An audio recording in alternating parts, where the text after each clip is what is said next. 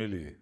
والله أنا شايفة إنه بأمر إلهي وهدية من ربنا إن أنا اتحطيت في الحاجات اللي ممكن أكون كويسة فيها.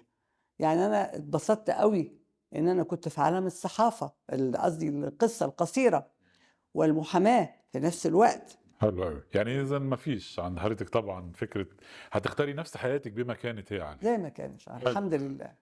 إيه أكتر حاجة حضرتك فخورة إن أنتِ حققتيها في حياتِك؟ أنا فخورة بإن أنا لم أتنازل عن ملي من وطنيتي. يعني رغم الضغوط اللي حصلت عليا، خصوصا ضغوط حصلت من أنظمة عربية ومن حتى بعض الأحيان هنا في مصر، أنا لم أتغير. أنا من أول يونيو 67 قلت إن أنا ناصرية ولم أتغير. إيه أكتر حلم في حياتِك كان نفسِك تحققيه؟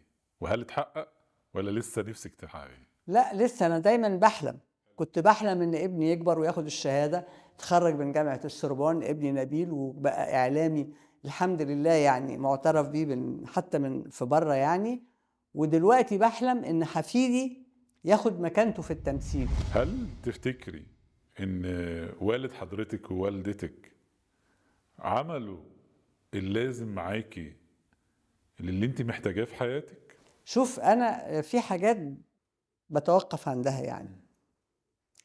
أنا والدي ووالدتي كانوا محتاجين لي، لأن أنا كنت بديت أدي دروس للأطفال اللي في سني حتى وبتاع، لأن كنت بطلع الأولى بافتراء. أما الدرس اللي عمري ما بنساه وأنا دلوقتي فات على ده شوف كام سنة، من سنة 56، إن أخويا اللي ورايا على طول، أنا أكبر واحدة في إخواتي، أخويا اللي ورايا على طول هرب من البيت وإحنا في حلوان، وحلوان كانت لسه في 56 كانت زي قرية كده يعني كلنا عارفين بعض وكده. فأمي قالت لأبويا الواد فين وبتاع، دور عليه. خرج أبويا ورجع مفيش. قالت له هو فين الواد؟ قال لها اتطوع في مدرسة حلوان الثانوية، اتطوع فدائي في العدوان الثلاثي. قالت له يا خبر بتاع يعني. قال لها شت. قالت له الواد يموت. رد لا يمكن أنساه لأبويا الله يرحمه ألف رحمة. قال لها ما يموت هو أحسن من اللي ماتوا في سينا.